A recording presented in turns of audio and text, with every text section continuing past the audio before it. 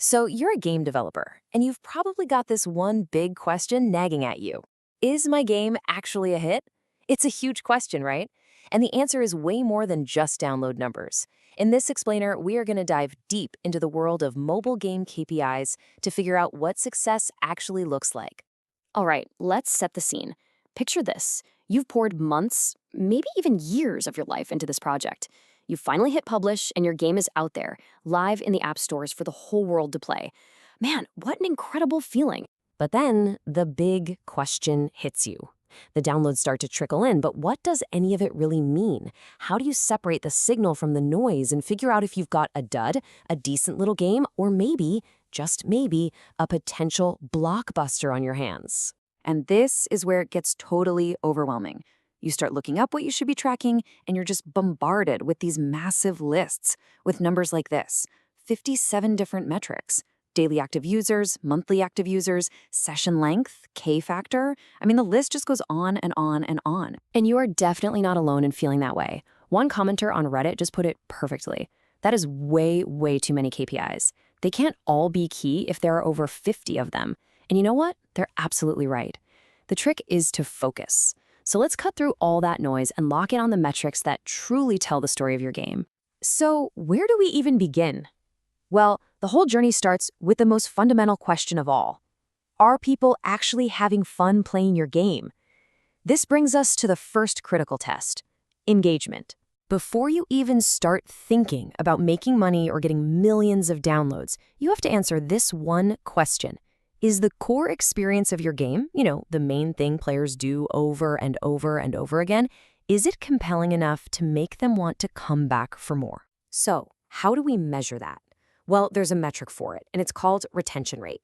It's the percentage of players who come back after their first day. And let me tell you, this is probably the single most critical metric in mobile gaming. It is the absolute cornerstone of success and the very first thing any publisher is going to ask to see. But retention isn't just one number. It tells a story over time. So we look at these key milestones. Day 1, or D1, that's all about your first impression. Was the tutorial good? Was it fun right out of the gate? Day 7 tests your core gameplay engagement. And day 28, well, that shows if your game has real, true, long-term appeal. So what's a good number? Let's look at some benchmarks for day 1. If you're hitting between 26 and 28% retention, hey, congratulations, you are in the top quarter of all mobile games out there. The median, or the middle of the pack, is closer to 17 or 18%. This is the kind of hard data that separates hope from reality. Okay, next up is average session length. This one's pretty simple. How long do people actually play each time they open your app?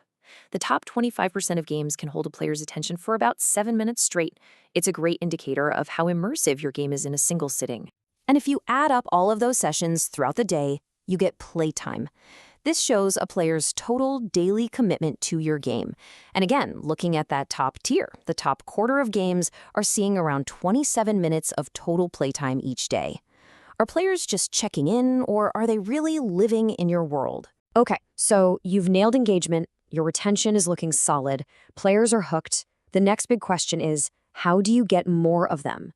And that brings us to phase 2, the challenge of growth, or what we call acquisition. Fundamentally, there are really only 2 ways you get players. On one side, you've got organic conversion. These are the folks who find your game all on their own, maybe just browsing the App Store.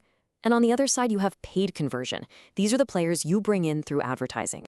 And when we're talking about paid acquisition, there's one metric that rules everything: cost per install, or CPI.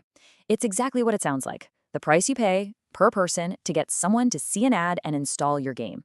You are literally buying players. But here's the thing: CPI is not a one-size-fits-all deal. The range can be absolutely staggering. For a simple little hyper-casual game, you might pay as little as 40 cents. But for a complex casual puzzle game, that cost can skyrocket up to $30 per player for a single player. This context is everything. The entire business model changes depending on your genre. So, you have an engaging game, and you have a growing player base. That's fantastic. But how do you keep the lights on? Well, that brings us to the final piece of this puzzle: turning all that fun into actual profit through monetization. A really key metric here is ARPU, which stands for average revenue per user.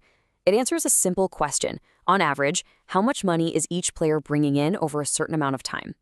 A high ARPU is a fantastic sign that your monetization strategy is actually working. But ARPU is really just a snapshot. The holy grail of monetization metrics is lifetime value, or LTV.